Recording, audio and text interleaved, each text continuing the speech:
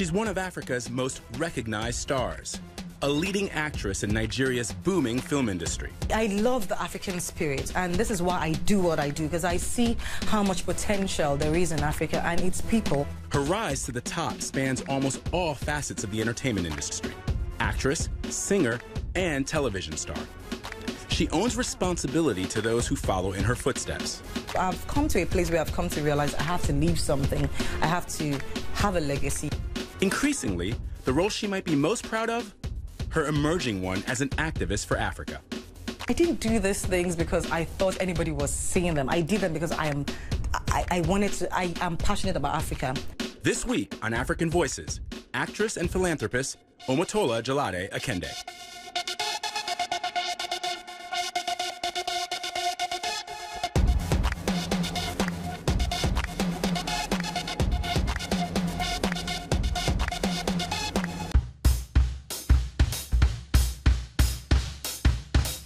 Her fans circle the globe. Since her 1995 film debut in Nollywood, Nigeria's thriving film industry, she's appeared in some 300 films, selling millions of videos. But 2013 was even a bigger year for Omotola Jalade.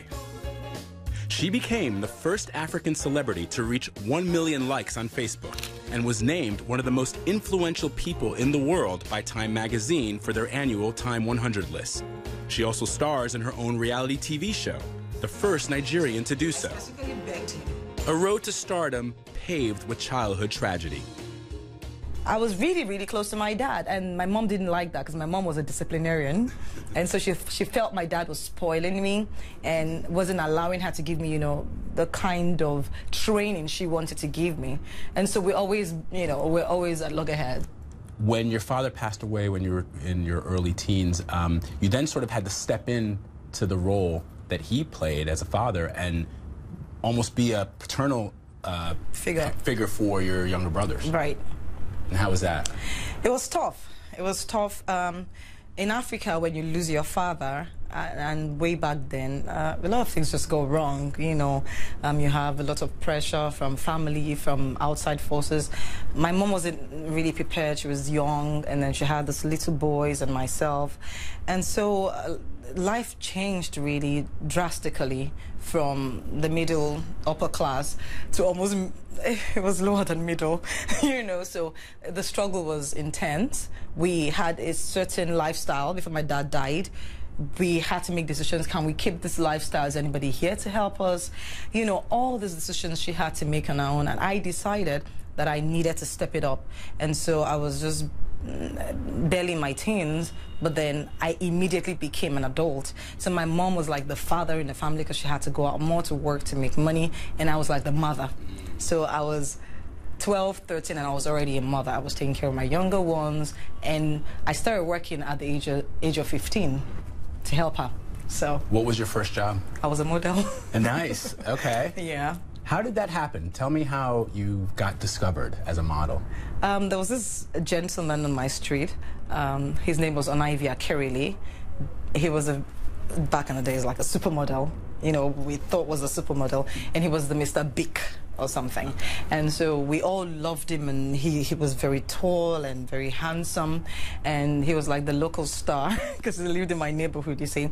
And so his mom was very close to my mom, and my mom was always complaining about me because she always just thought I was going to be loose, because a lot of people would say things to you as a widow. They'll tell you things like, oh, you know, you can't take care of your children as a woman alone with these kids. And because I was kind of like easy to look at, she always thought, you know, boys, you know, around me all the time, always coming to look for me, that I would, you know, be loose, you know.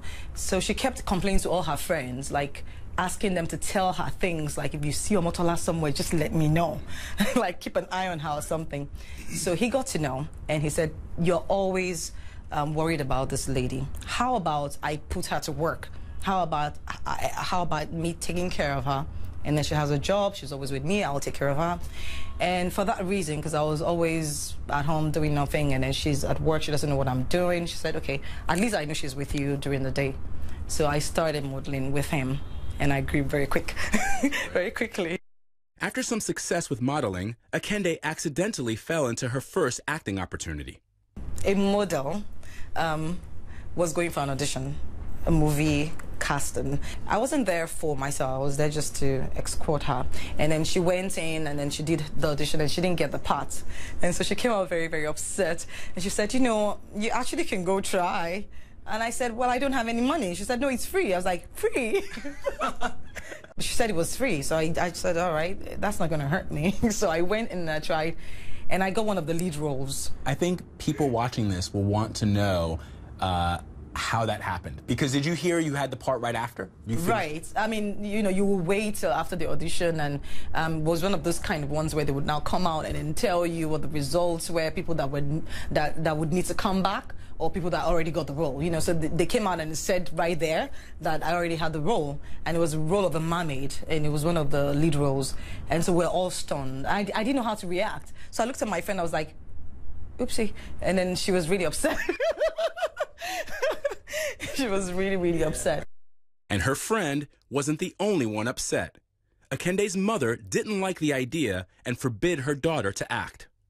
So I went to the director and I told the director, I'm sorry, my mom won't let me do this movie. He was so upset. And then he said, you know, if I have to come, you know, speak to your mom about you, I wouldn't mind. I said, okay, if you can try. And they came and my mom chased them. Yeah, she chased them with brooms and all of that. And so then he tried again. And then the next movie he was doing, he automatically just casted me as, you know, the lead character, which was Venom of Justice. And then the whole crew went to beg my mom. It was very, very funny. The whole crew, the director, the assistant director, the producer, everybody went to beg my mom. Wow. They were all on their knees, and she eventually said yes. That's an amazing story. That's crazy. African story. I want to talk a little bit about your process. When you study for a role, it sounds to me, and through our discussions, that you've had a couple of painful experiences in your childhood. And I know a lot of actors and actresses channel that pain into the roles, and you're known as a very intense actress. Talk to me a little bit about that process. I'm going to go there. When I lost my father, I was still in school. I was relatively a kid. For many years, I realized that I really didn't grieve. And I had a lot of anger, a lot of questions. And so when I started acting, it was a release for me. And so when I get into a character, I actually become, it's very weird, but I become someone else. I really do become someone else. And ironically, every role I got in the beginning of my career was always very, very intense. But now I can channel it still if I want to, but in a very mature way and a controlled way. Right. It's more, you're more in control yes. of it, as opposed to just letting it gush forward. Yeah, you know, uncontrollably. But it still is always there. It helps you, especially when you're doing anything that is related to things of pain, and you know, it just takes you there.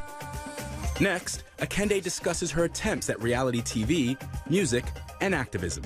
I wanted to speak out. I wanted to say more, and there's so much you can just say with words.